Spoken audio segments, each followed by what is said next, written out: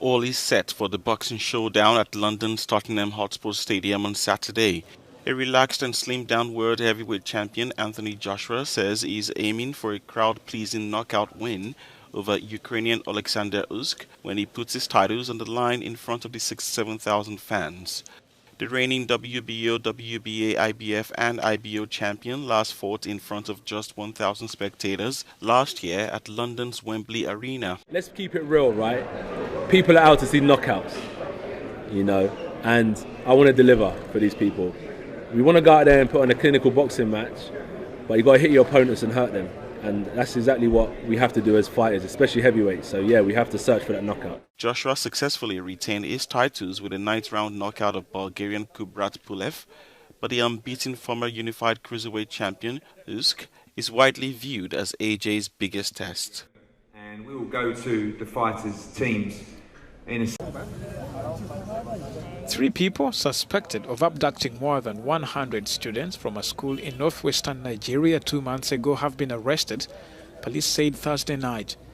On July 5th, gunmen invaded the Bethel Baptist Secondary School on the outskirts of Kaduna and abducted 121 students who were sleeping in their rooms. A police statement said one of the suspects had surveilled the school campus and fed information to the other members of his gang who carried out the attack. Assault rifles were also recovered from their homes. Since July 5th, 100 students have been released or managed to escape, while 21 remain in the hands of their captors. A wave of kidnappings targeting schools and other vulnerable installations have rocked central and northwestern Nigeria in recent months. The captors, known locally as bandits, then force families to pay ransom to free their victims.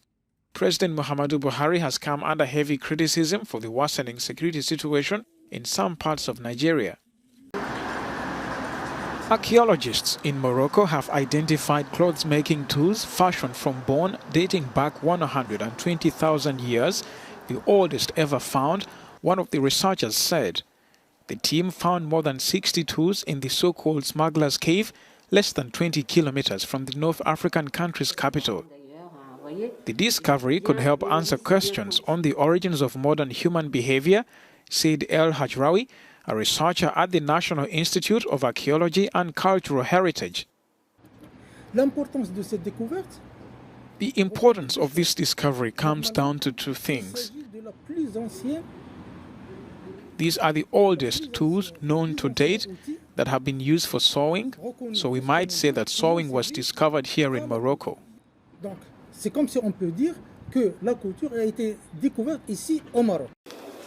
The team also discovered living spaces dug into the ground or built in the cave, as well as perforated seashells apparently used as ornaments.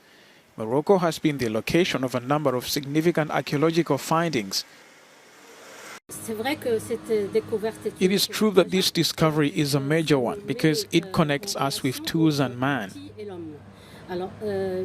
These tools have been used by man, and this man was indeed found in this cave. We have found 2 skull caps and a mandible of a man dated between 110,000 and 90,000 years. In July, archaeologists revealed the discovery of North Africa's oldest Stone Age hand axe manufacturing site, dating back 1.3 million years. In 2017, the discovery of 5 fossils at Jebel Ehod in Morocco, estimated at 300,000 years old, overturned evolutionary science when they were designated Homo sapiens. A low solar-powered electric fence separates wild animals and crops in Rubirizi district, western Uganda, where the Queen Elizabeth National Park lies. It serves as a buffer, preventing animals from destroying gardens and reduce poaching of wildlife by angry locals. Zikulabe Isaac is a farmer with a 3-acre onions, cotton and coffee plantation, which shares the fence with the park. Before it was erected in 2018, they used to sleep outside their homes, guarding the crops against game uncertain of their harvests, but now he can count foreseen profits from his produce. It's as if we're no border in the park. The government helped us with this electric fence. When these animals attempt to enter our gardens, they run back. The line runs for 43.8 kilometers and it's being extended further. With a growing population and encroachment into conservation areas, the wild animals have very little space to live. We are now going towards the DRC border. And once this is sealed, it will really address this issue of crop raiding in these areas. The idea to separate these habitats was by Space for Giants that partnered with the Uganda Wildlife Authority to construct the fence.